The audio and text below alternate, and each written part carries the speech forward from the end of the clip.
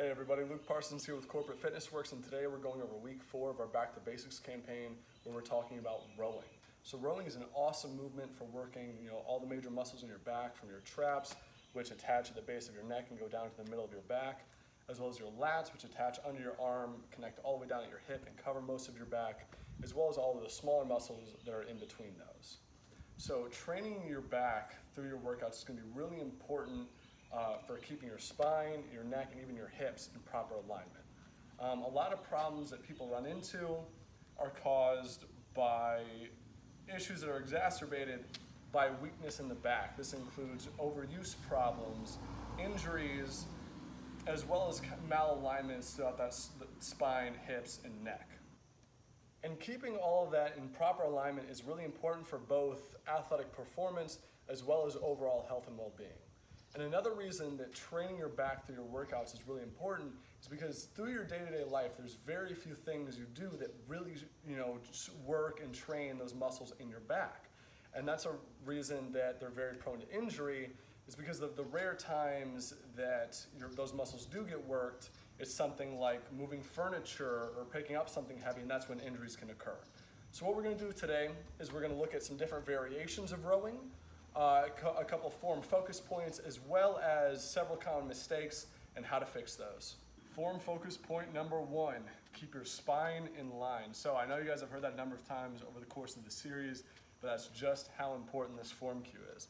And even more so during rowing, because the muscles that would be moved out of alignment by having your head or your hips out of position are the ones that are actually you're trying to work in this. So again, just to recap, you want a straight line from the back of your head all the way down to your tailbone. So again, when you're doing this movement, this is gonna be your starting position.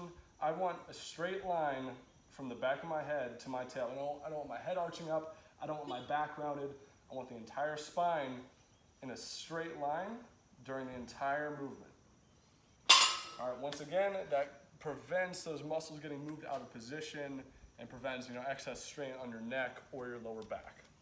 Form focus point number 2, keep a slight bend in your knees. So in most workout movements, you don't want your knees locked out. Number 1, because it's not ideal for blood flow, and also because it puts a lot of excess strain on your knees, especially in a movement like a row where you're bent over with the weight in front of you. Again, you don't want those knees locked out. You want a very slight bend in them just so they're not locked out, and then maintain that constant bend during the entire movement. Form focus point number 3, find a hip angle and stay there. Now, your hip angle can vary, throughout different workouts, or if you're doing different variations of rows, but for whatever you're doing then during that set, keep the hip angle the same. You don't want to be, bringing your chest up and down during the course of your set. So for me, I typically do about 45 degrees. So my upper body is 45 degrees compared to the ground. But whether you come further up or further down, it kind of changes how your muscles get worked, which is totally fine. But whatever it is, keep it throughout the entire set. So again, what you don't want to do is coming down and then coming up as you're rowing. Whatever your angle is, no matter what it is, just keep that constant the entire movement. So again, your upper body is staying completely still and you're not moving up and down during your set. Form focus point number 4, pull the weight into you, not straight up. So the muscles we're working today are worked when we pull the weight directly into us. So again, we're pulling those shoulder blades together, pulling those shoulders back so that it doesn't get worked properly if you're in this bent over row position, you're pulling it straight up. That's really kind of just focusing on your rear delt. What you want to do is, if you're using a barbell, pull that bar into your belly button. So again, I'm pulling it into me. I'm not focusing on pulling it straight up vertically. I'm pulling it into my belly. Form focus point number 5, pull those shoulders down and back. So I'm going to get a little bit closer to the camera for this one, and this was touched on in the last point. So when you're doing this, you want that shoulder to be pulled straight back. So see how my elbow doesn't get far behind my shoulder? That's what you want. You really want to just pull those shoulders back and down away from your ear. All right? What you don't want to do is, as you're rowing, you don't want to pull up and have that shoulder roll forward. You see how my elbow is way above my shoulder now?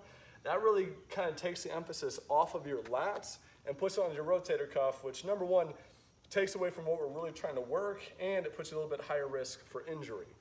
So again, as you're doing this, focus on pulling those shoulders down and back, and not just pulling the elbow up and letting the shoulder roll forward. Form focus point number 6, control. This is super, super important because this is a bit of a shorter movement. As you can see, when I'm rowing, it's not a very long range of motion from here to here. You can do that pretty quick, but you really want to focus on doing it slowly. Really focus on contracting those muscles, holding it for just a fraction of a second at the top, and then really controlling on the way down. The eccentric part of a movement, and this applies to any movement, which is where the muscle lengthens. So let's say you were curling, it's when the weight comes down. And same thing for when you're rowing, this eccentric part where the weight's coming down, that's actually more important for muscle growth than the concentric part, which is where you're contracting the muscles. So again, as you're doing this, each rep should take 3 to 4 seconds where you're really controlling the way up and on the way down. Again, just because of how short of a movement it is, you really want to get the most out of it.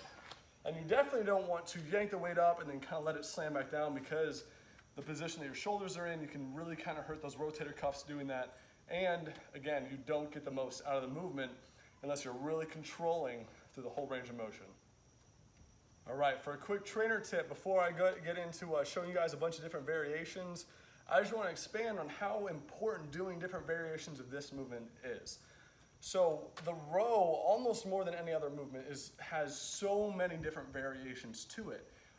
Whether it's which way your hands are facing, how wide your hands are, how bent over you are, which piece of equipment you're using, and each one works your muscles a little bit differently. And making those muscles strong in a bunch of different positions is going to be super important for, again, just being well-rounded if you're looking for performance, or keeping your body healthy, strong, and safe in many different positions. Now let's get into those variations.